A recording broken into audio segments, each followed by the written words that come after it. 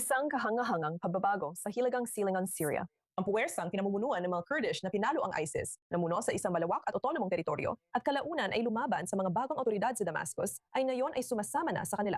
Ang kasinusuwang ito ay nangyari matapos mapaalis ang SDF sa karamihan ng kanilang teritoryo at kasunod ng mga alegasyon ng malulubang pang-aabuso laban sa mga Kurdish na sibilyan habang nagaganap ang labanan. Narito pa ang ulat ni Alex Schloss. Isa sa pinakamakapangyarihang independenteng armadong puwersa sa Syria ay opisyal ng wala na. Matapos ang mahigit isang dekada ng pagkontrol sa malaking bahagi ng hilagang silangan ng bansa, ang pinamumunuang Kurdish na Syrian Democratic Forces o SDF ay nabuwag na at sumanib na sa sentral na pamahalaan ng Syria. Inanunsyo ito ni Commander Mazloum Abdi ng SDF kasama si Pangulong Ahmed al-Shara sa Damascus. Kasunod ng kasunduan kay Pangulong Shara at matapos ang proseso ng pagsasanib ng aming mga puwersa sa mga brigada ng Syrian Army, ipinapahayag namin ngayon ang pagtatapos ng misyon ng Syrian Democratic Forces at buong pananagutan naming idinedeklara ang kanilang pagbuwag bilang isang independenteng puwersang militar. Isa itong dramatikong pagtatapos para sa isang puwersa na minsang kumontrol ng halos isang kapat ng Syria at naging pinakamahalagang lokal na kaalyado ng Washington sa digmaan laban sa ISIS. Tinulungan ng SDF na palayasin ang ISIS mula sa Kobani, Raqqa at kalaunan mula sa karamihan ng natitirang teritoryo nito sa Syria. Ngayon, ang kanilang mga mandirigma ay isinama na sa mga estruktura ng Estado ng Syria. Kasama na rito ang YPJ ng mga babaeng Kurdish na pumayag na sumali sa Ministeryo ng Interior bilang isang puwersa laban sa terorismo. Isa sa mga kilalang kumander nito ay si Rojda Felat, isa sa mga pinakatanyag na lider militar na nagmula sa Rojava. Lumaban siya noong pagkubkob sa Kobani at kalaunan ay naging isa sa mga kumander ng kampanya na nagpalayas sa Raqqa mula sa ISIS. Dahil dito, ang transisyon ay nagdadala ng ilan sa mismo mga kumander na dating nagtayo ng isang autonomo estrukturang militar ng mga Kurdo papasok sa mga institusyon ng Estado ng Syria. Sabi ni Abdi, tapos na ang yugto ng labanan.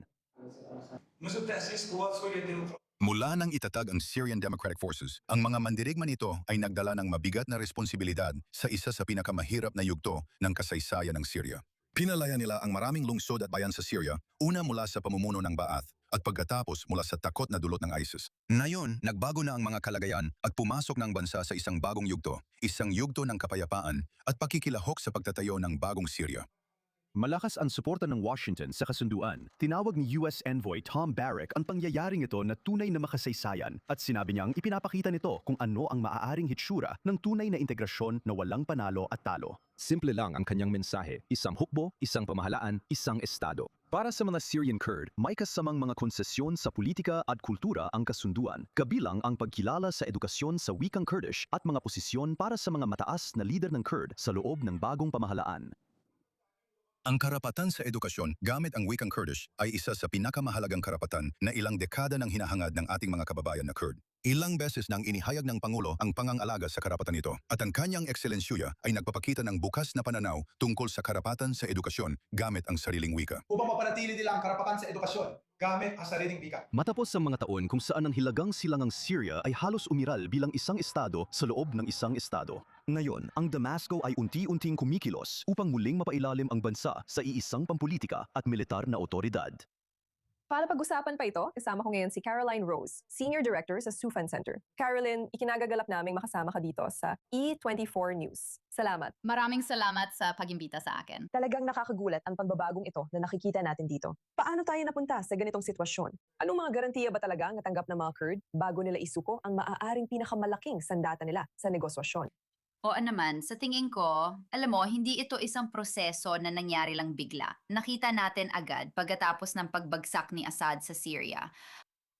Ilang buwan lang ang lumipas. Sa unang bahagi ng Tagsibol, ang bagong sentral na administrasyon at mga pinunong Kurdish. Bilang bahagi ng SDF, pati na rin ng autonomong rehiyon ng Hilagang Silangang Syria, ang kanilang pamahalaan ay nagtipon para talagang simulan ang proseso ng negosasyon na tumagal ng napakahabang panahon. Nakita naming paulit-ulit na napuputol ang mga negosasyon sa buong 2025 at hanggang sa 2026, kung saan sa simula ng taon, noong Enero, nakita namin ang direktang sagupaan sa pagitan ng SDF at ng bagong pamahalaan ng Syria. Iyon ay tunay na naging isang bangungot na sitwasyon para sa Syria pagkatapos ng digmaan At iyon ang dahilan kung bakit sa tingin ko ay talagang pinabilis nito ang desisyon na nakita natin na yon, na hindi lang ang pagsanib ng mga puwersa ng SDF at ng aparatong pansiguridad na nakapaligid sa Hilagang Silangan, ngunit dagdag pa rito ang opisyal na pagbuwag ng Syrian Democratic Forces sa Syria. Ang STF, ginugol nila ang isang dekada sa pakikipaglaban sa ISIS at ang bagong hukbo ng Syria ay kinabibilangan ng ilang dating jihadist na mga grupo.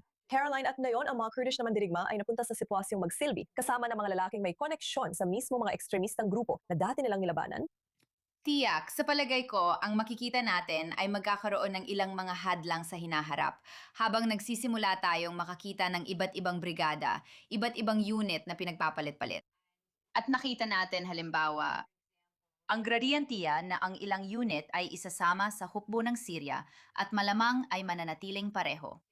Sa diwa na ang kanilang komposisyon ay hindi naman talaga magbabago. Ang kanilang lokasyon, kung ano ang kanilang kinakatawan at gayon din ang kanilang matibay na pagtutok sa mga hakbang kontra terorismo ay mananatili pa rin. Ngunit kasabay nito, magsasanay sila kasama ng mga puwersa ng hukbong Syrian. Marami sa kanila ay may iba't ibang karanasan sa labanan.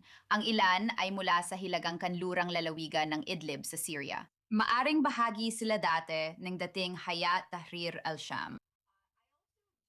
Naniniwala rin ako na may ilang magkakaparehong karanasan at mga aral na mahalaga para sa iba't ibang unit na ito na magpalitan habang sinusubukan nilang palakasin ang kanilang kakayahan.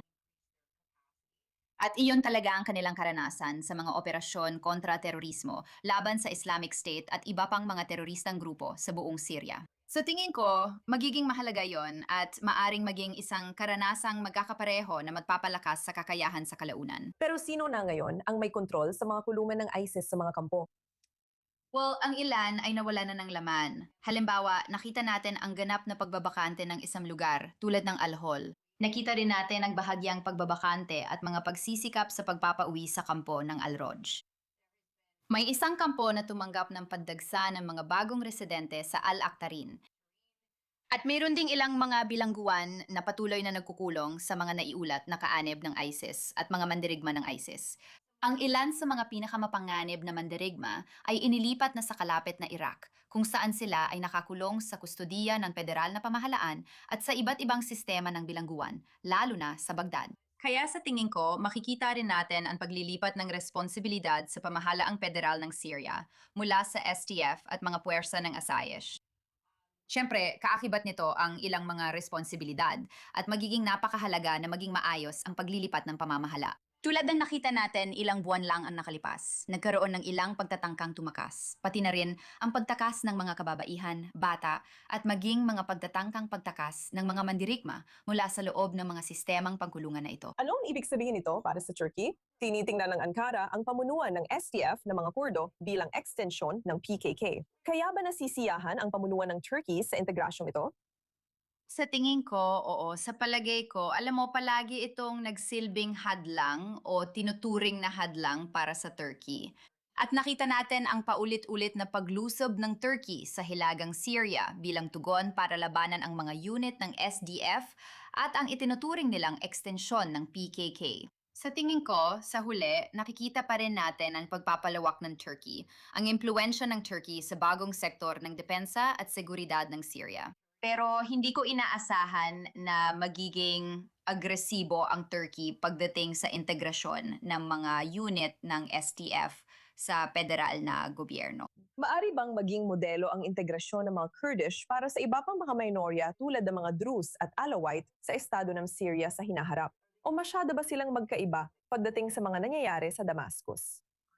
Sa tingin ko, sa maraming paraan, alam mo, ang modelo ng integrasyon at ang proseso na isinagawa ng bagong administrasyon. Sa Syria, nakita na natin ang integrasyon ng maraming Alawite, iba pang mga relihiyosong minorya, at mga komunidad na etno-nasyonal at etno-linguistiko.